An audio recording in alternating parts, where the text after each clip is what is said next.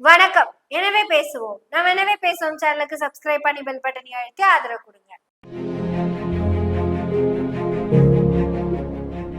ஒரு தற்கொலையின் வாழ்க்கை 60,000 பேரை அழ வைத்த கேள்விக்குறியான கதையை சொல்கிறேன், கேளுங்கள். தற்கொலையின் வாழ்க்கை ஆச்சரியக்குறியால் கேள்விக்குறியாகி விட்டது. ஒண்ணும் இல்லைங்க, கவர்மெண்ட் கண்டிஷனா சொல்லி இருக்குது. வந்தமா நின்னமா பார்த்தமா போனமான்னு இரு, கையில எதையும் கொண்டு வராத, அதை எடுத்து விரிச்சு காட்டாதன்னு சொல்லி இருக்குது. அத்தனை கண்டிஷனை மலேசியா கவர்மெண்ட் அப்படி போட்டிருக்குது. ஆனா இந்த தற்குறி அந்த ஆச்சரியக்குறியாக்குறதுக்கு வேண்டி தூக்கி காமிச்சு வாழ்க்கையவே கேள்விக்குறியாக்கி போட்டுருச்சு. அந்த ஆச்சரியக்குறி தற்குறிய போலீஸ் கூட்டிட்டு போறப்ப அப்படியே கவனமா பாத்துட்டு இருந்ததுங்க. அவ்வளவு ஆச்சரியமா பாத்துட்டு இருந்தது. ஒரு கேள்விக்குறிய கூட இந்த ஆச்சரியக்குறி போலீஸுக்கு எதிரா கேட்கவே இல்லை. ஐயா பாவம் ஐயா விட்டுருங்கய்யான்னு கூட சொல்லல. என் மேல இருந்த மாபெரும் அபிமானத்தால அவன் செஞ்சுட்டான். ஆச்சரியக்குறி கேள்வியும் கேட்கல, தற்குறி வாழ்க்கைய பத்தி கவலையும் படல. அப்படியே போய் 2 கையும் ஆட்டிட்டு அப்படியே தொடைய 2 தடவை சொல்லிச்சுட்டு போய் உட்கார்ந்தாச்சு. சார், ஒருத்தரை அரெஸ்ட் பண்ணி கூட்டிட்டு போறாங்க. அவன் போனா எனக்கு என்ன? ஐயா உங்க கட்சி கொடியதான் தூக்கி காமிச்சிருக்கிறான், அதுக்கு நான் என்ன பண்ண முடியும்? போனா போயிட்டு போடலங்க பையன். 41 செத்தப்பவே ஒண்ணும் பேசாத நானு இவனை அரெஸ்ட் பண்ணிட்டு போறதுக்கெல்லாம் நான் பேசுவேனா? எதுக்குடா நீ அரெஸ்ட் ஆன அப்படின்னு அந்த தற்கொலை கிட்ட போய் கேளுங்க, ஒன்னும் சொல்ல மாட்டா, சொல்றதுக்கும் இல்ல. அதுதான் கவர்மெண்ட் டீட்டெயிலா சொல்லி இருக்குல்ல. சரி, அந்த தற்கொலையை விட்டுருங்க. இந்த ஆச்சரியக்குறியாச்சும் ஒரு அனௌன்ஸ்மெண்ட் கொடுத்துருக்கலாம்ல. அன்பு தற்குறிகளே, ஏற்கனவே நம்மள கேவலமா பேசிட்டு இருக்கிறாங்க. காசு கொடுத்தாதான் உள்ள வர்றதுக்கு டிக்கெட்டே கொடுப்பாங்க. அதுல எம்விஐபிக்கு இந்த டிக்கெட்டு, விவிஐபிக்கு இந்த டிக்கெட்டு, சிவிஐபிக்கு இந்த டிக்கெட்டு, அதையெல்லாம் கரெக்டா ரேட்டு போட்டு வாங்க தெரிஞ்ச இந்த ஆச்சரியக்குறி அதாவது விஜய்க்கு ஒரு தடவை கூட தன்னோட ரசிகர்கள் கிட்ட ஒரு வார்த்தை கூட சொல்ல தோணல. தயவு செய்து இந்த அரங்கத்துக்குள்ள கட்சிய பத்தின எதுவும் பேசிட வேண்டாம் அப்படின்னு சொல்ல தெரியல. அத சொல்றதுக்கு இவங்களுக்கு விருப்பமும் இல்ல. இறந்தப்பவே வருத்தப்படாதவன் சிறைக்கு போனா என்ன செதஞ்சா போயிட போறான்? போயிட்டு வரட்டும்டா, அவன் போன நமக்கு என்ன? சரி, அந்த தற்குறிக்காச்சும் கொஞ்சமாவது அறிவு வேணும். உதாரணத்துக்கு அந்த தற்குறி குடும்பத்தோட போயிருக்குன்னு வச்சுக்கோங்களேன். கொடி காட்டுன அந்த குடும்ப தலைவரை மட்டும்தான் கூட்டிட்டு போவாங்க. கூட வந்த பொண்டாட்டி பிள்ளைய ஏன்னு கூட கேட்க மாட்டாங்க.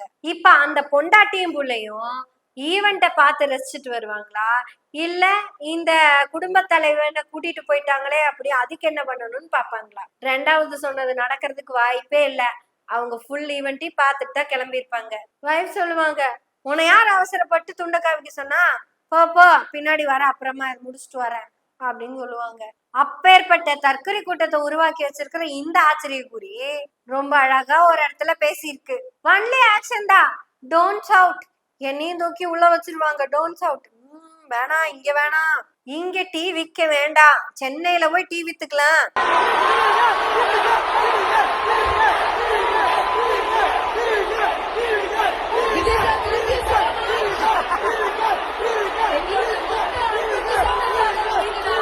ஆனாலும் அரிப்படுத்தவங்க சும்மா இருக்காதுங்கிற மாதிரி பக்கத்துல இருக்கிறவன் ஒரு கத்திட்டா, 2026ல நாம தான் அப்படின்னு இவன் சொரியறத பார்த்தோம்னா அந்த அரிப்படுத்தவங்க சொரிய ஆரம்பிச்சிருச்சு. தட் மீன்ஸ் தட் தற்குறி சொரியறத பார்த்து இந்த ஆச்சரியக்குறிக்கும் சொரிய ஆரம்பிச்சிருச்சு. கைய தூக்கி காட்டுது, எந்திரிச்சு வந்து கைய குடுக்குது.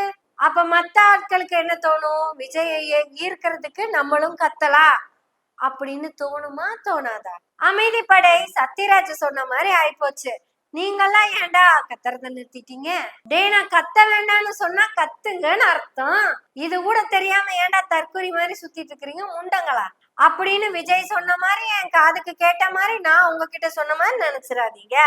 ஆனா என்னமோ நடந்திருக்குது. இருந்தாலும் விஜய் கிட்ட நம்ம பர்சனலா பேச வேண்டிய இடம் ஒண்ணு இருக்குது, அதையும் சொல்லிடுறேன். 41 பேர் இறந்தாங்கல்ல விஜய், அந்த இறப்ப மயிரிழையில நீங்க தப்பிச்சிட்டீங்க. சென்னை ஏர்போர்ட் ஞாபகம் இருக்கா?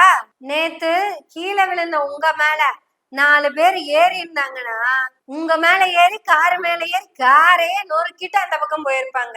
இதுக்கு பேருதான் தனி மனித ஒழுக்கம் இல்லாத கூட்டம்.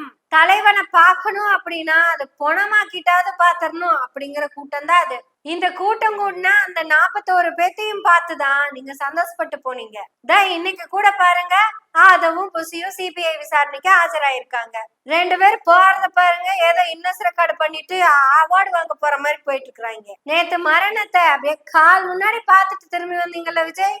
சிஐஎஃப் வீரர்களால ஒரு நிமிஷத்துல கண்ட்ரோல் பண்ண முடியாம போயிருந்ததுன்னா உன்னை தலையில தூக்கி வைக்கணும்னு ஆசைப்பட்ட அத்தனை ரசிகர்களும் உன்னை கால்ல போட்டு மிதிச்சிருப்பாங்க.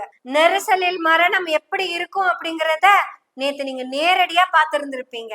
இனியாவது தயவு செய்து உங்க தொண்டர்கள் கிட்ட பேசுங்க. உங்களுக்கே மரண பயத்தை காமிச்ச உங்க தொண்டர்கள் கிட்ட பேசுங்க. கூட்டத்துல முண்டி அடிச்சுட்டு வராதீங்க. உங்க ஒவ்வொருத்தங்க வீட்டுக்கும் வர்றேன். இது வரைக்கும் 41 பேர் கொல்லப்பட்ட மாதிரி, நேத்து என்ன கொல்ல பார்த்த மாதிரி இனி யாருக்கும் நடக்காம இருக்க பாத்துக்கங்க.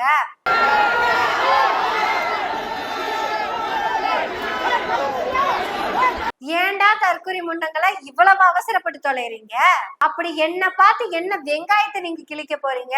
நேத்து 10 செகண்ட் லேட்டா இருந்தா நானே பாடையில போயிருப்பேன். என்ன பாக்குறேங்கிற பேர்ல எனக்கு பாடகட்ட வந்தா அந்த பசங்களா? தற்குறிகளே இனியாவது கேள்விக்குறிகளை பாருங்க. இதெல்லாம் முடிஞ்சு போச்சுன்னு பார்த்தா நீலாங்கரை கிட்ட உங்க காரை பார்த்து கத்துன அந்த கூட்டத்தை என்னத்த சொல்றது? சோ விஜய், உங்க உசுறு மேல உங்களுக்கு ஆசை இருந்தா உடனே ஓடி போயிருங்க. இது உங்களுக்கு கொடுக்கிற எச்சரிக்கை அல்ல, இது நாங்க உங்களுக்கு பண்ற அட்வைஸ் தாங்க. இந்த இன்சிடென்ட்ல உங்களோட முடிஞ்சிருக்காது. உங்க மேல விழுந்த 10 பேரும், அந்த 10 பேத்து மேல விழுந்த 20 பேரும். எவ்வளவு பெரிய விபத்து நேத்து தடுக்கப்பட்டிருக்கு தெரியுமா? இதெல்லாம் உங்களுக்கு எங்க புரிய போகுது? இனியாவது பேசுறப்ப சிஎம் அங்கிள்னு பேசாம அட தற்குறி முண்டங்களா என்ன மாதிரியே இருக்கிற தற்குறி முண்டங்களா, முண்டி அடிச்சுட்டு வந்து ஏன் மூச்சை எடுத்துறாதீங்கடா. நான் உங்களுக்கு வேண்டி 33 வருஷம் வரலான்னு ஐடியா பண்ணிருக்கேன். அடுத்த 33 வருஷத்துல உங்க வீடு வாசல்கள்ல வந்து பிச்சை எடுக்கத்தான் போறேன்.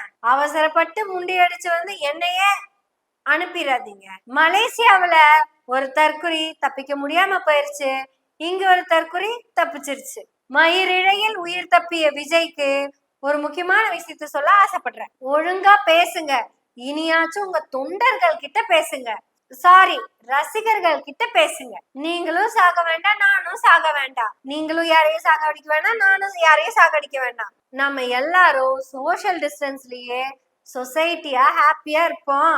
இனிமே எப்ப பேசும்போது முதல்ல அதை பேசிட்டு அடுத்த விஷயங்களை பேசுவாங்க. அதெல்லாம் விட்டுட்டு இந்த ஆக்ஷனை பண்ணி அவங்கள ஜம்ப் பண்ண வைக்க வேண்டிய வேலையெல்லாம் இங்க தேவையில்ல. நீ தூண்டி விட்டேனா அந்த திரி ஒரு நாள் உன் மேலேயே விழுந்து எரிஞ்சு போயிடும். நேத்து தப்பிச்சுட்ட, இனியாவது பாதுகாப்பா இரு. உன் பாதுகாப்புக்காகவாதும் பேசு. நீ பேசுற வரைக்கும் நாங்க பேசுவோம். எனவே பேசுவோம் நாள்தோறும். உங்களுடைய ஆதரவுகளை நன்றிகளோடு எதிர்பார்த்து கொண்டிருக்கிறோம். நன்றி, வணக்கம்.